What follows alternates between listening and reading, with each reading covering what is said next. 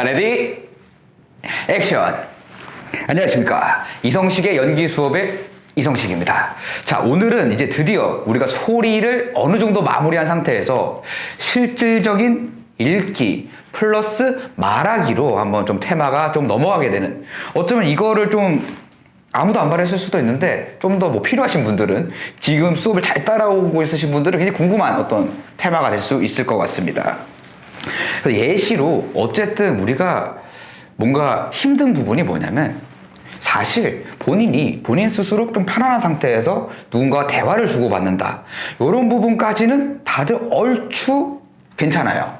이런 부분조차도 좀 힘드신 분들도 있긴 하지만, 대다수가 기본적으로 뭔가 좀 편안한 상태에서 편한 사람들하고 대화 나누는 거, 이런 건 좀 괜찮기 때문에 이거 살짝 스킵을 하고, 누군가 앞에서 이야기를 하거나 조금 소규모 그룹에서 앉아서랄지 좀 뭔가 내 의견을 좀 피력해야 되고 발표를 해야 되는, 혹은 이제 또 이게 또 확장을 시키자면은 두 개 똑같아요. 배우가 대본을 받아들고 그걸 소화해서 뭔가 이야기하는 거랑, 우리가 발표를 할 때 시나리오가 있어요. 우리도 우리 나름대로를 그 전날에 뭔가 이런 식으로 발표를 해야지 내용 정리, 그 텍스트를 가지고 실제로 발표를 하게 되는 이 과정들을 실질적으로 어떻게 좀 접근하면 효과적으로 할 수 있을지, 요거를 한번 다뤄보는 시간입니다. 앞서 좀 설명해드린 부분이 있으니까 들어가 볼게요.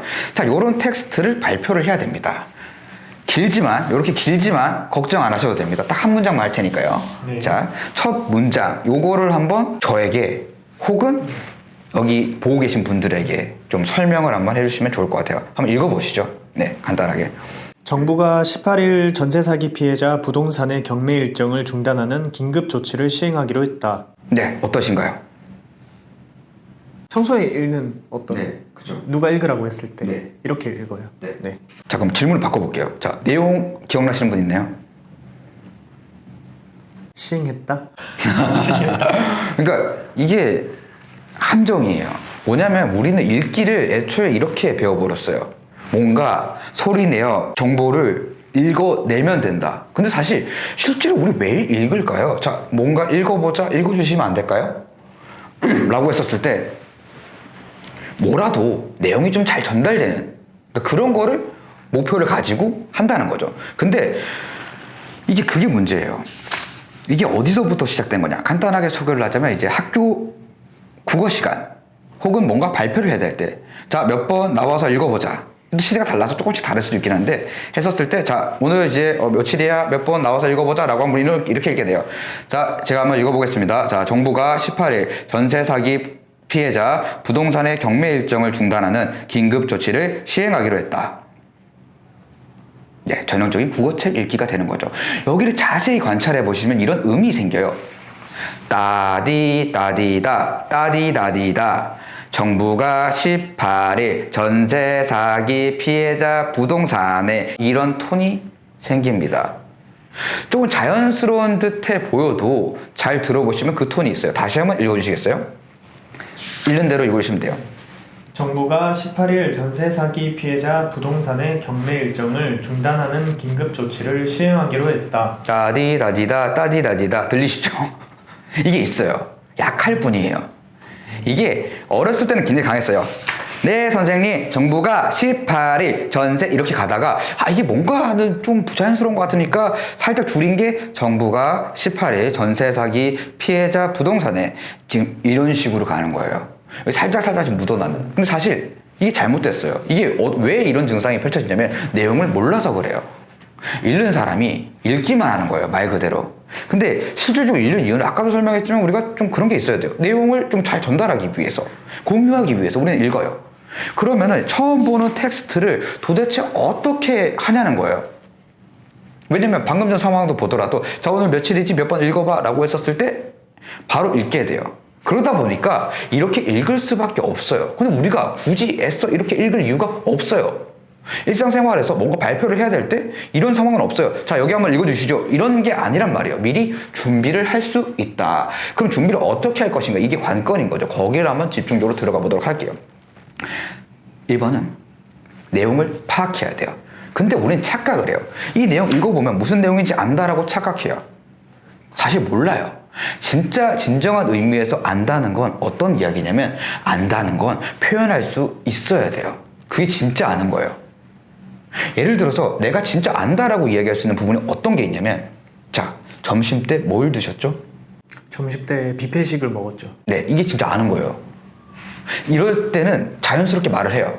근데 모른다는 게 어떤 느낌이냐면, 자, 제가 이런 느낌으로 해볼게요. 자, 방금 전에 했던 이야기를 그대로 다시 텍스트화 시켜볼게요. 점심 때 뷔페식을 먹었습니다. 이 이야기를 저한테 해주세요. 점심 때 뷔페식을 먹었습니다. 네, 뭐 아까랑 똑같은 텍스트인데 어때요? 읽게 되죠? 따라해야 되니까. 네, 그래요. 이게 문제라는 거예요. 예를 들어서 이렇게 되는 거예요. 이거는 지금 다른 분이 쓴 텍스트긴 하지만 우리가 일반적으로 뭔가 발표를 해야 될 상황들에 내가 쓴 글이에요. 내 말이야, 사실. 누가 봐도 내 말인데 이제 이걸 보고 발표를 하면 정부가 18일 전세상 이런 증세가 펼쳐진다라는 거죠. 또 읽어 내려가려고 해요. 요거를 변화를 줘야 돼요. 그러니까 실질적으로 뭘 해야 되냐면 글로서의 내용 파악이 아니라는 거예요. 말로서의 내용 파악이 돼야 된다는 거죠. 이게 전형적으로 글로서의 내용 파악을 가지고 말을 시도하고 읽기를 시도한 형태예요. 자, 글로서의 내용 파악이 아닌 말로서의 내용 파악이 뭐냐? 이게 본질적으로 어떤 이야기인지를 말로 파악한다. 이게 핵심입니다. 그러려면 말을 위한 분석을 해야 되겠죠. 자, 간단해요. 이게 왜 어렵냐면 여기 텍스트 쭉 보시면은 말이 길어요. 뭐 정부가 했다가 뭐 언젠지 나왔다가 누군지 했다가 뭐 하기로 했다. 이게 끝나버려요. 그러면 이걸 다 뭔가를 해줘야 될 것 같은데 아니라는 거예요. 딱 두 가지만 찾아내시면 됩니다. 뭐죠? 바로 주어랑 동사만 찾으시면 돼요. 어쨌든 뭐뭐 했다 든 이렇게 간단한 이야기예요. 이게 내용 파악이 말로 한다는 거예요. 자, 찾아볼게요. 이 주어가 뭐죠? 정부겠죠? 정부가 네, 동사는 뭐죠? 시행을 했다. 네. 자, 이거는 아주 간단한 얘기예요. 여러 어떤 18일 전세 사기 어쩌고 부동산 경매 어쩌고 있지만 이 말은 결국 정부가 뭔가를 시행하기로 했다는 거예요. 요것만 생각하고 다시 이야기를 해볼까요? 이 글을 다 읽으라는 게 아니라 정부가 어떤 이야기죠? 이 이야기가? 정부가 전세 사기에 대한 거를 네. 이제 어떤 조치를 시행하기로 했다는 얘기죠. 네. 어때요? 아까보다 훨씬 더 구체적인 말을 하는 느낌이 나기 시작하죠. 자, 그럼 좀 더 단순화 시켜볼게요. 이 주어 동사, 정부가 뭔가를 했다인데 나머지 부분은 다 꾸며주는 부분이라고 생각을 하는 거예요. 나머지 부분들은. 근데 여기서 재밌는 거는 한국말은 조금 뒤에서부터 하나씩 가져가면 굉장히 유리해져요. 말로서의 내용 파악을 하기에. 이게 어떤 개념이냐면, 자, 처음에 우리가 이렇게 접근을 해요. 자, 이게 누가 한 거죠? 자, 정부가 뭔가를 했다는 거예요. 정부가 뭔가를 했다. 여기까지 쉽죠? 아주 쉬워요. 한번 해볼까요? 정부가 뭐 했다는 거죠? 정부가 시행하기로 했다. 네, 너무 쉬워요. 여기까지는. 왜? 몇 개 안 돼요, 일단. 그리고 하나씩 붙여가는 거예요. 뭔가를 시행하기로 했는데 뭐를 시행하기로 했죠? 긴급 조치를 시행하기로 했다. 네, 맞아요. 이렇게 하면 하나씩 이렇게 추가해 나가면 돼요. 자, 긴급 조치를 시행하기로 했죠. 뭐 하는 긴급 조치를 시행하기로 했죠? 경매 일정을 중단하는 긴급 조치를 시행하기로 했다. 네, 그렇죠. 뭐의 경매 일정을 중단하는 긴급 조치를 시행하기로 했죠?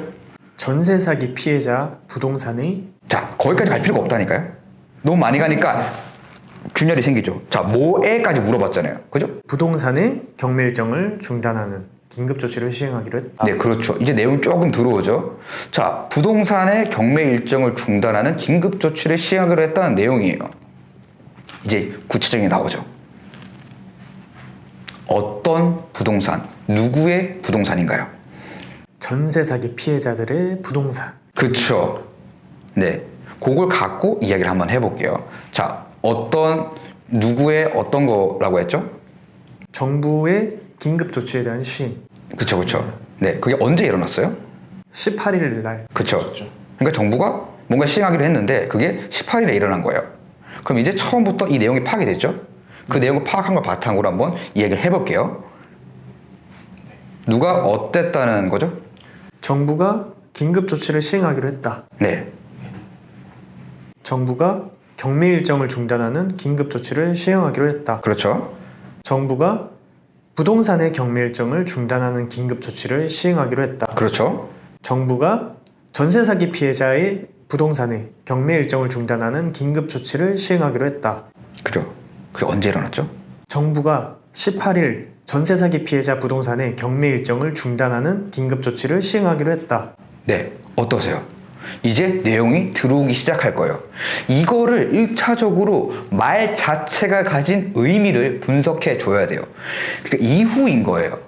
나머지 모든 것들 이후에 어떤 게 이후냐면, 자, 이 말을 이렇게 하는데 이게 단순하게 긍정적인 이야기인지 부정적인 이야기인지 요것만 놓고 이야기를 하더라도 달라져요. 내용 자체는 이런 내용이에요. 뭔가 정부가 18일에 전세 사기 피해자 부동산의 경매 일정을 중단하는 그 긴급 조치를 시행하기로 했다는 거예요.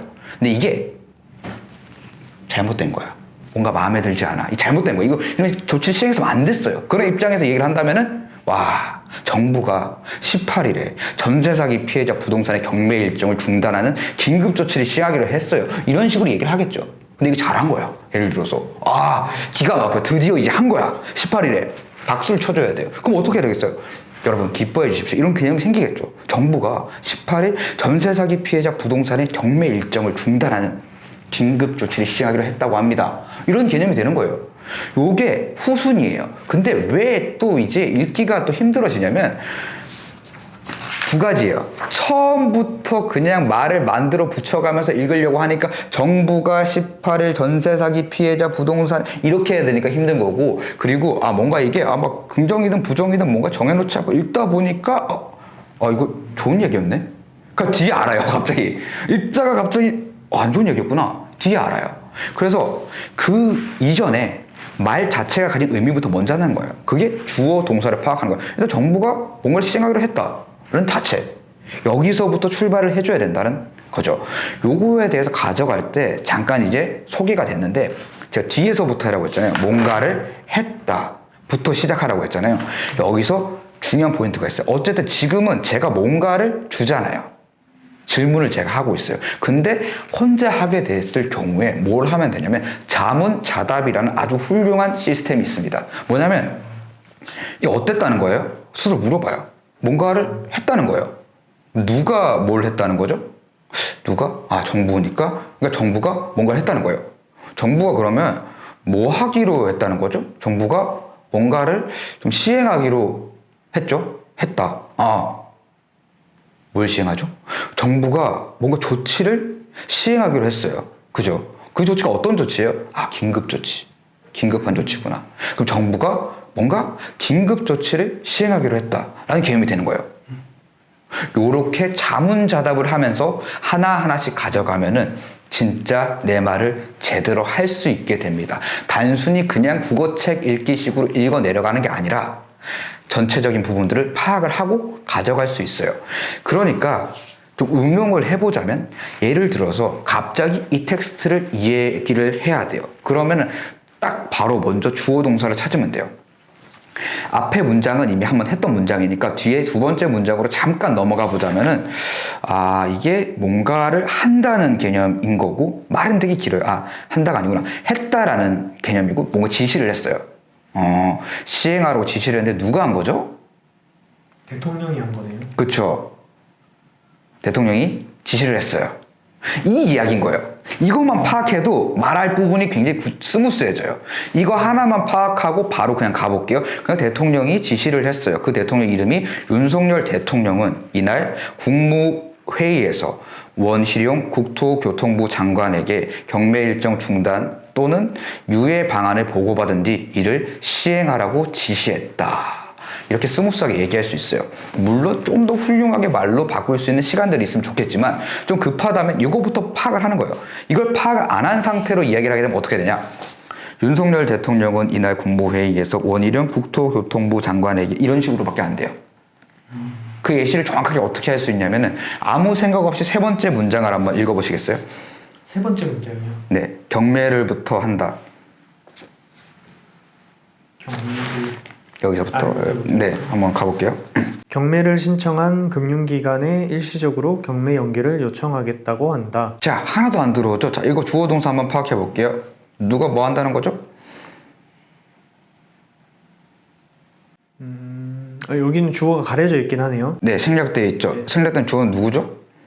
대통령이 요청하겠다고 한 거죠. 네, 그죠. 대통령이 요청하겠다고 한 거예요. 그죠? 그걸 가지고 다시 이걸 이야기해 볼게요. 대통령이 어쨌다고요? 경매를 신청한 금융기관에 일시적으로 경매 연기를 요청하겠다고 한다. 네, 아까보다는 훨씬 더 구체적이죠. 근데 이게 훈련 싸움이에요. 이제 여기서부터는 훈련이 잘 돼 있으면 좀 더 말처럼 이야기할 수 있게 되는 거고, 좀 더 말처럼 이야기할 수 있게 된다라는 거는 다시 말하자면 설득력을 갖춘 내 이야기가 된다는 거예요. 내가 하는 이야기, 이게 포인트예요. 근데 우리가 내 이야기를 써놓고도 내 이야기로 하기가 힘들어요. 근데 이게 비단 배우에게만 필요한 게 아니에요. 일상을 살아가는 모두는 말로 누군가를 설득하는 과정을 꼭 거치게 돼요. 회의석상에서 발표를 해야 될 때, 누군가 앞에 두고 뭔가 이야기해야 되는 상황, 혹은 1대1로도 개인사에서도 마찬가지예요. 누군가 트러블이 있었을 때 나는 이러이러해서 이렇게 느꼈고 이게 너한테는 어떻게 느껴졌을지 모르겠지만 난 이런 작은 어떤 설득들이 있는 거죠. 근데 그 설득들 과정에서 잘 생각해서 돌이켜보시면 지금 이 시점에서 설득력이 없을 때가 어떤 거냐면, 말을 잘 못한다고 이야기하는 친구들, 그 친구들이 아무리 진심이더라도 일기처럼 느껴지는 거예요. 마음은 진짠데 난 널 너무 사랑해서 그럴 수밖에 없었어, 이런 식으로 얘기하면은 이게 진심으로 안 느껴지는 거예요. 이게 너무 진심이야. 근데 어떤 식으로 표현하냐에 따라서 전혀 진심 안 같이 느껴질 수가 있다는 거죠. 그래서 이거를 효과적으로 상대를 설득하고 전달하는 데 있어서 꼭 필요한 첫 번째 챕터입니다. 말 자체가 가진 의미를 먼저 제대로 말로써에 대한 이해를 한 다음에 누군가에게 이야기를 한다. 이렇게 하면 문제가 없을 겁니다. 요걸 바탕으로 해서 조금씩 나가시면 돼요. 이렇게 처음에는 한 문장부터 완벽하게 좀, 완벽이란 표현이 제가 좋아하는 표현은 아니에요. 왜냐면 완성은 없어요. 지금 뭔가를 했으면 지금 한 거예요. 그렇게 하나하나씩 좀 건드려 보는 식으로 툭툭 잽을 날려보는 식으로 접근을 한번 해보시면 큰 도움이 될 것 같습니다. 오늘은 여기까지 하도록 하겠습니다. 컷! 오케이!